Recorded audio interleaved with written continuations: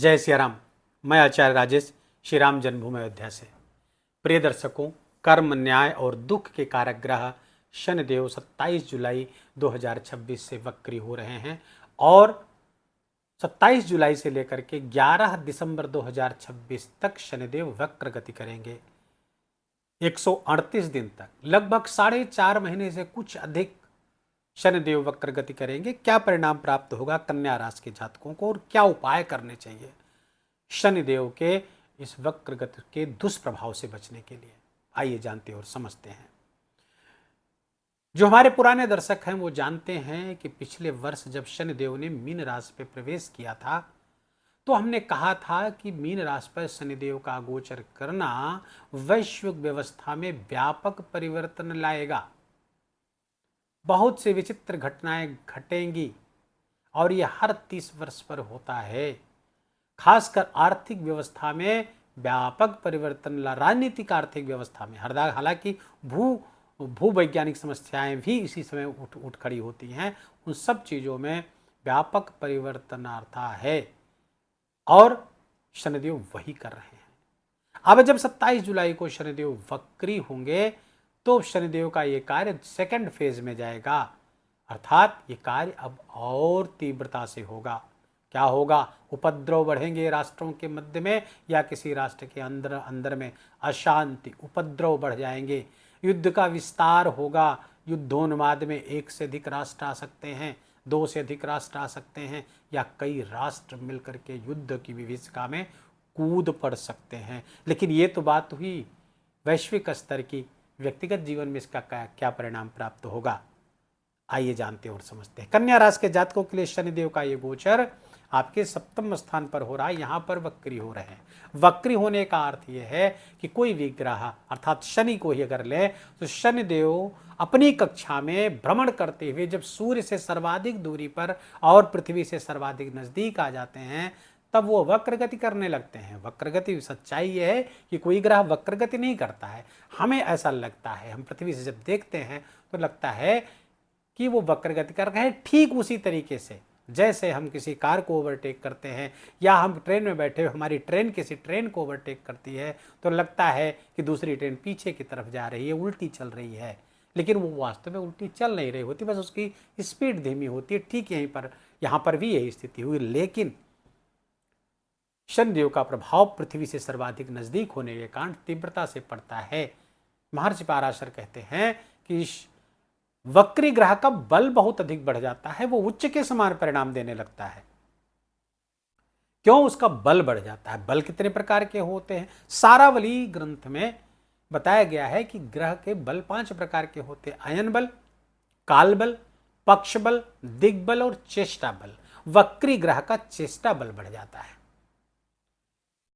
तो इसी ग्रंथ में इसी श्लोक के अगले श्लोक में बताते हैं 5वें अध्याय का 38वें श्लोक में बताते हैं, क्वचित राज्यम क्वचित पूजाम क्वचित द्रव्यम क्वचित यशः ददात वेगम विचित्रः चेष्टा वीर्य समन्वितः।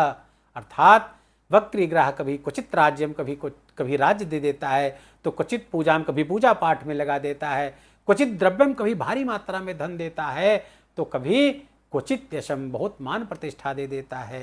ददात विहेगम विचित्र, अर्थात बहुत विचित्र प्रकार के परिणाम देते हैं। क्यों देते हैं? कि चेष्टा वीर समन्विता, चेष्टा वीर से समन्वित हो जाते हैं, अर्थात चेष्टा बल बढ़ जाता है। चेष्टा का क्या अर्थ है? एफर्ट बढ़ जाएगा। तो शनिदेव का एफर्ट बढ़ जाएगा, इस कारण से बल बढ़ जाएगा। तो परिणाम किस तरह से देंगे? शास्त्र कहते हैं कोई ग्रह जब वक्री होता है तो अपने पीछे के भाव के परिणाम देने लगता है, अर्थात वो पीछे घूम करके देखता है कोई काम छूट तो नहीं गया है, कोई पेंडिंग कार्य तो छूटा नहीं हुआ, उसको पूरा करें। इस सूत्र को आपको पकड़ना चाहिए, इस संदेश को पकड़ना चाहिए, तब आप इस वीडियो को देखने का लाभ उठा पाएंगे। अन्यथा आप दिन भर वीडियो देखते रहें, उसे क्या परिणाम प्राप्त होगा? सूत्र पकड़िए, संदेश पकड़िए। शनिदेव जब वक्री होंगे, अर्थात जब हमारे अंदर बल बढ़ जाए, हमारे पास धन का बल बढ़ जाए, मान प्रतिष्ठा का बल बढ़ जाए, पद का बल बढ़ जाए, प्रभुत्व का बल बढ़ जाए, तो पीछे मुड़ कर देखें, कहीं कुछ करने जैसा छोड़ तो नहीं आए हैं, कहीं कुछ करने जैसा था उसको हमने ना किया हो, अच्छा, या कहीं कोई वादा किया है, कहीं कोई प्रॉमिस किया है, कोई काम शुरुआत करके हमने छोड़ तो नहीं दिया है, उसको पूरा करिए। अब ये समय दे रहे हैं शनिदेव, उसको पूरा कर लीजिए। अब ये 4.5 महीने के अंदर हमें अपने पार्टनर से किए हुए वादे, अपने लाइफ पार्टनर से किए हुए वादे, अपने बिजनेस से संबंधित कोई काम, अपने बिजनेस पार्टनर से किए हुए कोई वादे पूरे करने चाहिए। सोचिए, रुकिए, सब काम बंद करके उसको पूरा करिए। दूसरा, जिस इसको प्रभाव मिलेंगे, अर्थात इसी रास्ते से आगे बढ़े हैं वो, तो छठे से आगे गए हैं, तो यहां पर देखिए कोई कोर्ट कचहरी का मामला, कोई लड़ाई झगड़ा का मामला, कुछ वाद विवाद का मामला पहले हो गया था, उसे पेंडिंग में डाल दिया था, वो पूरा न किया हो, समस्या पैदा कर देगा। तो इसलिए देख लीजिए, कोर्ट कचहरी का कोई मामला पेंडिंग पड़ा हो, उसको पूरा करिए, उसको सॉल्व करिए। कोई रोग आपके शरीर में जड़ जमा रहा था, एक समय तो पता चला, लेकिन कुछ समय बाद हमने उसको छोड़ दिया, ध्यान देना छोड़ दिया, उपेक्षित कर दिया, कहीं वो गहरे गहरे अंदर तक तो आपको ज़्यादा खोखला नहीं कर रहा है, पता करिए। कन्या राशि के जातक को टेस्ट कराइए, कहीं रोग अंदर से आपको अपनी जड़ें तो नहीं जमा रहा है, उसको पूरा करिए, उसकी चिकित्सा करके उसको समाप्त करिए। कोई लोन, कोई उधारी आपने ले ली थी, वादा किया था कितने समय में उसको वापस कर देंगे, नहीं कर पाए, जरा पता करिए, उसको पूरा करिए। अगर इसको ये काम जो मैंने गिनाए हैं, अगर इसमें से कोई काम है और पूरा नहीं हुआ है तो उसको पूरा कर लीजिए, अन्यथा शनि की तीसरी दृष्टि भाग्य को नुकसान पहुंचा देगी, पिता को नुकसान पहुंचा देगी, गुरु, बॉस, ये मेंटर्स जो है उनको नुकसान पहुंचाएगी, उनसे संबंध खराब कर देगी, धर्म का साथ नहीं मिलेगा, भाग्य का साथ नहीं मिलेगा। तीसरी दृष्टि बहुत खतरनाक हो जाएगी, क्योंकि आपने यहाँ से संबंधित जो करने जैसा था वो आपने किया नहीं है, पता करिए।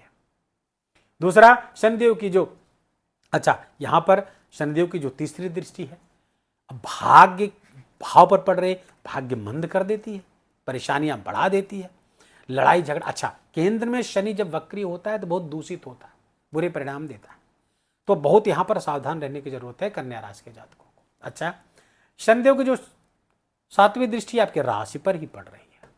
अच्छा, राशि पर पड़ रही है तो यहां पर कन्या राशि है, कन्या राशि के स्वामी बुध हैं, और बुध और शनि में नैसर्गिक मित्रता है, दे आर नेचुरल फ्रेंड्स। तो मित्र के घर को कौन खराब करेगा साहब, लेकिन अगर वो क्रोधित हो तो। अच्छा, एक चीज और देख लीजिए कि शनि जिस राशि पर गोचर कर रहा है, बहुत महत्वपूर्ण चीज, इसको पकड़िएगा। शनिदेव जिस राशि पर गोचर कर रहे हैं वो गुरु की राशि है, मीन राशि, और गुरु कहाँ गोचर कर रहे हैं, कर्क राशि में गोचर कर रहे हैं, और किस नक्षत्र पर गोचर कर रहे हैं, पुष्य नक्षत्र, जिसके स्वामी शनिदेव है। बड़ा सूक्ष्म संबंध बन गया शनिदेव और देवगुरु बृहस्पति का। शनिदेव गुरु की राशि पर और गुरु के नक्षत्र पर, और शनि के नक्षत्र पर गुरुदेव, तो ये संबंध बन गया, सूक्ष्म संबंध। एक संबंध और बन रहा है, देवगुरु बृहस्पति की दृष्टि पड़ रही है शनिदेव पर, 9वीं दृष्टि, तो दृष्टिगत संबंध भी बन गया, जिसके कारण शनि कंट्रोल्ड रहेंगे, शनि देवगुरु बृहस्पति का के अनुशासन में रहेंगे शनि। लेकिन कब तक, 31 अक्टूबर तक। 31 अक्टूबर को देवगुरु बृहस्पति आगे बढ़ जाएंगे सिंह राशि पर, और दृष्टि संबंध और सूक्ष्म संबंध दोनों भंग हो जाएंगे, और शनिदेव उस बीच स्तंभी गति करेंगे, बड़ी समस्याएं पैदा कर सकते हैं। ये समय कब होगा, 1 नवंबर से लेकर के 11 दिसंबर के मध्य में शनिदेव स्तंभी गति कर रहे होंगे, और गुरु का नियंत्रण भी नहीं रहेगा, और पिता से दूर रहने वाला व्यक्ति यदि दंड हो जाए तो समस्या बड़ी कर देगा। तो पिता से दूर है, सूर्य से बहुत दूरी पर स्थित है। तो अब यहाँ पर शनिदेव कि इस गोचर से नवंबर और आधे दिसंबर तक तो अत्यधिक सावधान रहने की जरूरत है। काम क्या करें? अच्छा, शनिदेव की जो 10वीं दृष्टि है कहाँ पर? चतुर्थ भाव पर पड़ रही है। चतुर्थ भाव पर यहाँ पर देवगुरु बृहस्पति की राशि है, तो जब तक तो शनिदेव पर देवगुरु बृहस्पति की दृष्टि है, यहाँ से कुछ ज़्यादा बुरा तो नहीं करेंगे, लेकिन फिर भी माँ के स्वास्थ्य में तो समस्या पैदा कर सकते हैं। ध्यान रखें, माँ का भूमि से संबंधित, प्रॉपर्टी डीलिंग आदि से संबंधित कोई काम है, भूमि की जरा देख रेख करिए। लिटिगेशन में, लड़ाई झगड़ा वाद विवाद में मत फंसिए। ऐसी कोई जमीन न खरीद लीजिए जो लड़ाई झगड़ा वाद विवाद की कारक हो, या ऐसा कोई काम न करिए। ट्रैवल वगैरह करते समय थोड़ा ध्यान रखें, वाहन का भी ख्याल रखना होगा आपको। खेती बाड़ी के कार्यों से जुड़े हुए वहां पर अपनी खेती जमीन आदि का विशेष ध्यान रखना होगा आपको। शनिदेव की वक्री शनि की दृष्टि यहां पर आ रही है, और 31 अक्टूबर तक तो थोड़ा सा निश्चिंत भी हो सकते हैं, लेकिन 31 अक्टूबर के बाद जहां जहां शनिदेव की दृष्टियां पड़ रही, जहां पर बैठे हैं वहां से समस्या बढ़ सकती है। अब जो हमने बात की कि कोई काम जो पेंडिंग पड़ा हुआ उसको पूरा कर लीजिए और जो उपाय बताए इसको करिए। उपाय क्या है? पीपल के वृक्ष अभी लगाइए, एक लगा सकते हो तो एक, ज़्यादा लगा सकते हो तो ज़्यादा, 1, 3, 5, 7 जितना लगा सकते हैं आप विषम संख्या में आप लगाइए। उस न केवल लगाइए बल उसका पालन पोषण करिए, उसको पुष्पित पल्लवित करिए, और ये प्रतिवर्ष कर सकते हैं आप। इससे बड़ा कोई कर्म नहीं है, इसको करिए। समझिए बहुत सारे यज्ञ कर डाले आप और शनिदेव बहुत प्रसन्न होंगे इससे। न केवल शनिदेव की प्रसन्नता प्राप्त होगी बल्कि लक्ष्मी नारायण की भी प्रसन्नता आपको प्राप्त होगी। दूसरा काम क्या करें?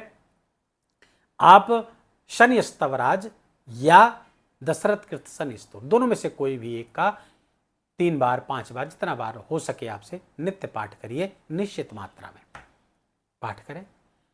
मंदिर जाने का क्रम निरंतर बनाए रखें। कर्मों के प्रति, कर्मों की शुचिता के प्रति कुछ भी गलत ना होने पाए, कुछ पाप ना होने पाए, खासकर जानबूझकर इतने अलर्टनेस के साथ अपने कर्मों के प्रति कड़ी दृष्टि रखिए, तो बस शनिदेव अच्छे रहेंगे। और दूसरा, जो कर्म हो गए हैं उसके लिए क्षमा प्रार्थना। करचरण कृतम वाक्कायजम व कर्मजम व मानसम व अपराधम वेतम वेतम सर्व तक क्षमस्व। जय जय करुणाब्धे श्री महादेव शंभो। भगवान महादेव से क्षमा प्रार्थना करें, प्रभु जो भी विहित अविहित कर्म हो गए हैं उसके लिए हमें क्षमा करिए। हम आपके बच्चे हैं, हमें क्षमा कर दीजिए, हमारी अज्ञानता को क्षमा कर दीजिए। तो इस तरह से निरंतर दिन में कई बार शिवालय में जब जाएं तब ये प्रार्थना करें, और हो सके तो शिवाष्टक का पाठ शिवालय में करिए। रामचरितमानस में शिवाष्टक है, उत्तरकांड के दोहा नंबर 107 पे। इस नमामि शिवाय सबको याद है, बहुत बहुत लोकप्रिय है, नमामि शिवाय निर्माण रूपम। ये भी क्षमा के लिए ही प्रार्थना है, इसको आप करिए और इससे आपका बहुत कल्याण होगा। वीडियो को ही विराम देंगे। वीडियो अच्छा लगा हो, आपके काम का लगा हो, मेरा बोलना आपका सुनना सार्थक हुआ हो, कृपा करके इस वीडियो को लाइक करिए, अपनों के साथ शेयर करके उनको भी इसका लाभ दीजिए, और कमेंट में जाकर जय सिया राम लिखना बिल्कुल भी मत भूलिएगा। मेरा विशेष निवेदन, विशेष आग्रह आपसे।